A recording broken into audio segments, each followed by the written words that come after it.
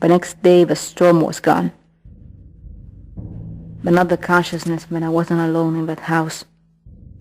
It was clear that someone, or something, was haunting it. And whether I wanted it or not, I could safely say that I messed around enough to be up in this to my neck. And I needed to find a way out. After pulling myself up and eating the last piece of bread and cheese I had with me, I resumed the search of the house. That's how I found, in a room right next to the kitchen that I hadn't noticed before, a letter in Italian.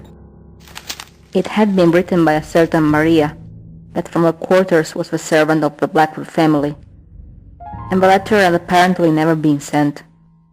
She wrote to her mother, confessing in a panicked calligraphy that she saw Mr. Blackwood dragging one night in the courtyard the body of his wife, with her throat cut open.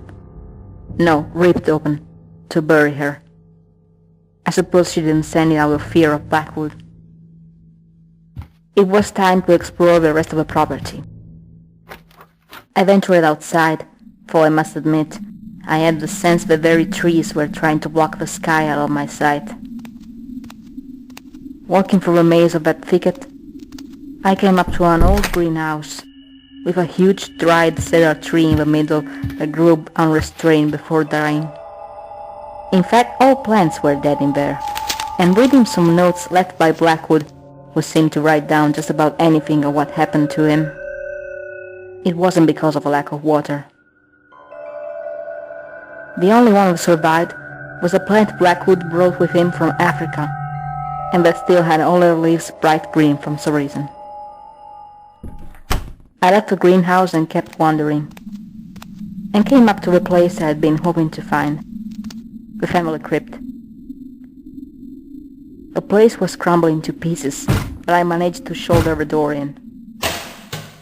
I found 2 coffins at first, the plaques reading the names of Catherine and James Blackwood.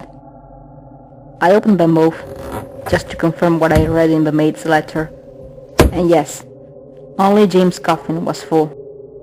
I still remember the reek of decomposition invading my nostrils when I lifted the lid and saw his skull grinning at me. Right when I was about to seal the coffin again, I spotted something metallic twinkling at me from under the ruffle of his yellowed shirt. Hesitantly, I reached and retrieved an elaborately carved key, with a ruby cross embedded in the head. I pulled it free of his neck with a nasty snap of vertebrae that made me cringe, and left a couple coins on the corpse eyes in exchange, for I've been taught to never take anything from the dead without giving anything back.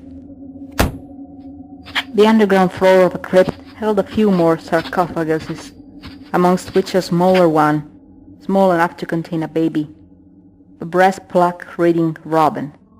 Robin! So he was the son of the Blackwoods. I guess that the curse hit him too, killing him. That would explain why Blackwood sealed this room like that. I thought of opening that one as well, but sincerely one corpse was more than enough for me to stand for now.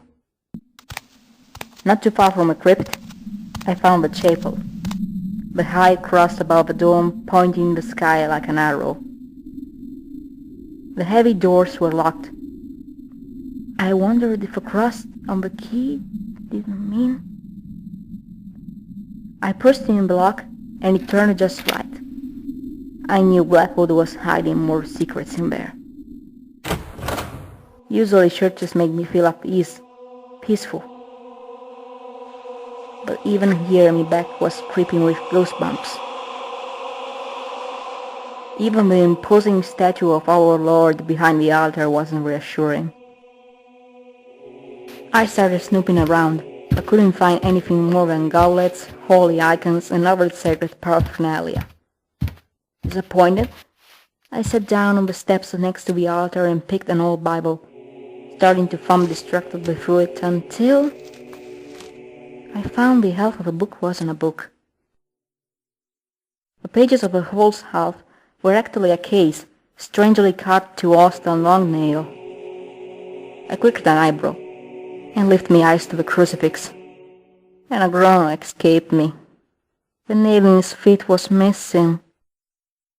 The idea of nailing our Lord made me stomach churn, but I had to go on somehow. Hoping that was gonna be worth and asking for forgiveness, I pushed the nail in the hole in Christ's feet. And something started to happen.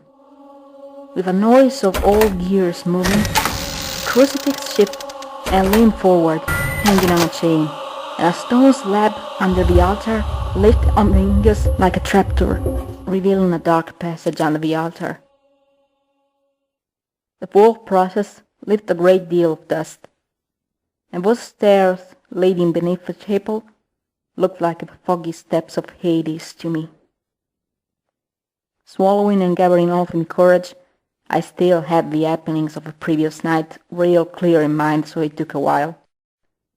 I carefully climbed down the passage, praying the God whose son I just nailed to not let me find any bad surprise down there. The light filtering in there was just enough to let me spot a candle holder on the wall, and I lit the stub of wax. With my great surprise, I found myself in some sort of secret studio with more of those goddamn masks and full of books which titles gave me shivers. Once again, I found notes left by our Blackwood mate, expressing great concern for himself and his family, that brag of an idiot. He wrote that he was trying to find a solution, and that his research led him to the conclusion that there was a mysterious ritual, something having to do with a rapport between the victim and victimizer, death and life, that could put a stop to the Dalmar god. The last date of his log was a few days before the date of death I saw on Blackwood's coffin. Apparently the god took again his toll before he could finish what he started. I sat down and thought hard. The rapport between victim and victimizer, death and life. The notes weren't clear enough to understand exactly what Blackwood had been trying to do to solve that puzzle, and I was desperate for a solution. When I spotted a strange crooked branch on the table of the secret studio. I didn't know why, but it struck me amongst other items. I picked it up, observing its shape. It looked like a small hand ready to hold something. Pieces slowly started falling into place, and hit by sudden inspiration I knew what I needed to do. Pocketing the branch, I emerged from the underground room and from the chapel, and put myself to work.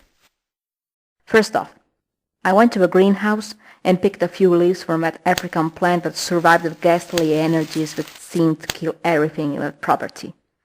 Then I retrieved a shovel, and there began the hardest part, finding Catherine Blackwood's body.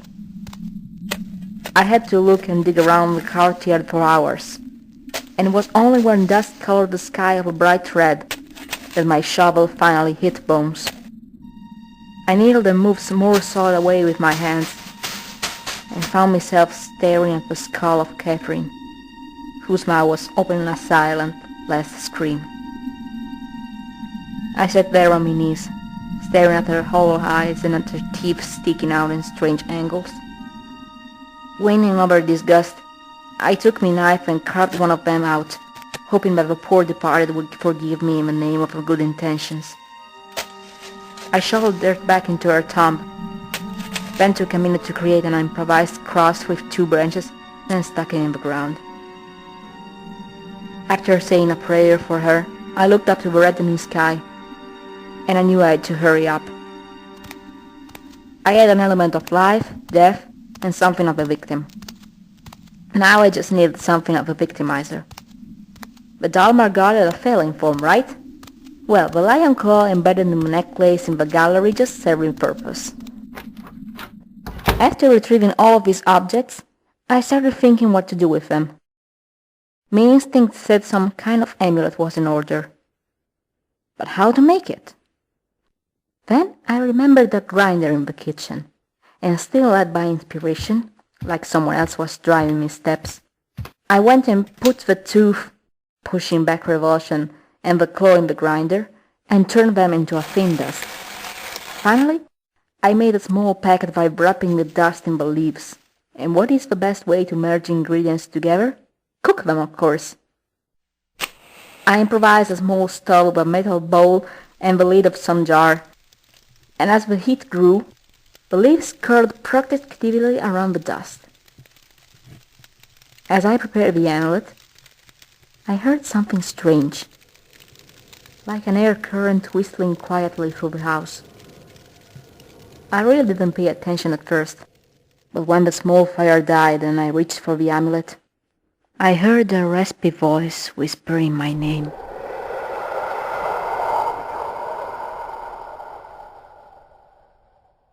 I froze, my hand suspended toward the amulet, not daring to even turn my eyes.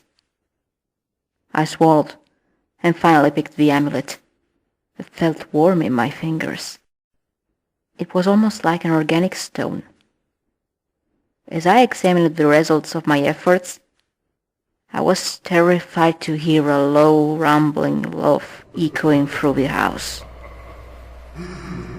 It nailed me right on the spot for a few minutes. I had been dealing for a year with spirits and gods as I served the law with Seraphim. And that's exactly why I was so scared. I was challenging a god for heaven's sake. Still, I went too far to back off now.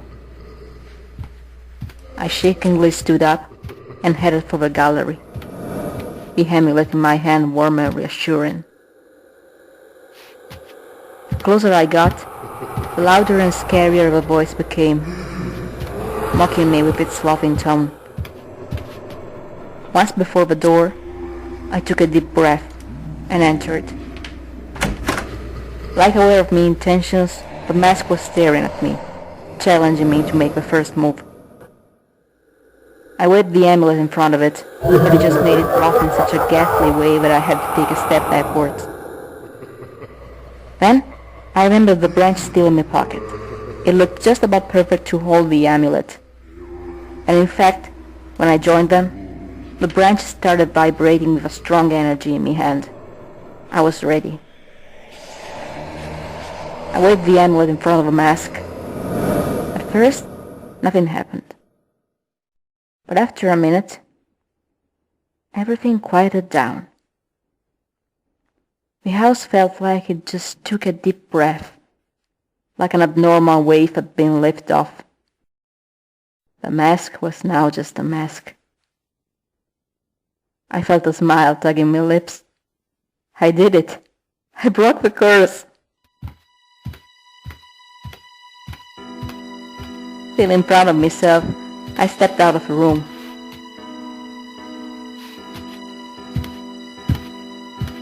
Everything felt lighter and even more luminous.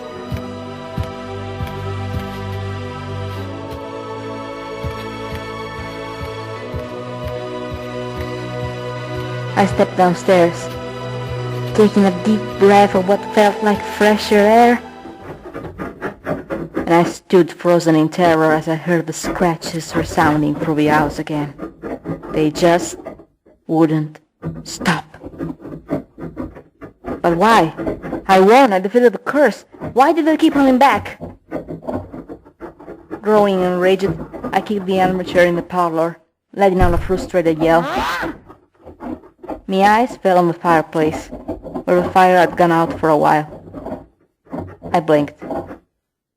Was that a grate under the ashes? I got closer, brushing out the remains of a fire, and yes, there was a grate. It gave way easily when I pulled on it, revealing a ladder leading down below, from where the scratches came. With a thumping heart, I climbed inside the fireplace and down the ladder. As I reached a hidden room full of junk, the scratches stopped. I got the dreadful feeling that place was something supposed to remain forgotten in time. I looked around and saw a door with a bolt and a small barred window, very much alike to a prison's door. What the hell? I unfastened the bar and pushed the door open. I remember being soaked wet and shaking in fear, but still I had to go on, like driven by an unknown force. The room was dark, The air danced with moist dripping off the walls. The only light came from a narrow window on top of a wall in a corner. And like to create a contrast, on the opposite end, someone removed the bricks of the wall and dug a pitch-dark hole in it. In another corner, I saw a disgusting teddy bear, covered in dirt and with its head almost stripped off. Suddenly the letter of a maid about Catherine's gruesome death came back to my mind. Rip, she would say. Remnants of food, blood and chicken bones were on a table nearby. Someone or something had been eating down here. I looked at the hole, and trembling uncontrollably, I slowly walked closer and closer.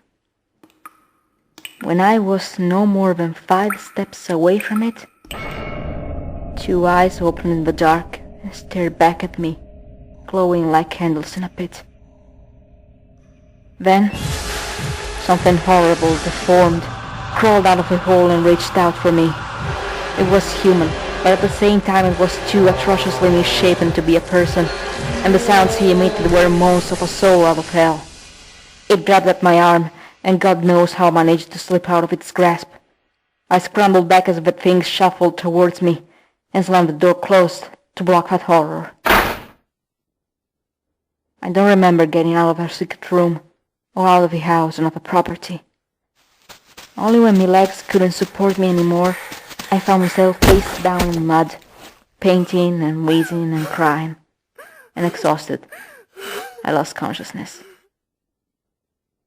The encounter around the Blackwood house is still haunting me in nightmares. I'm not ashamed of what I did, and I never stepped inside of an abandoned house ever since. My guess is that deformity under the house was Robin, or at least the teddy bear makes me think so. As for the scratches, well, I'd rather not think about it, but the hole in the wall wasn't promising.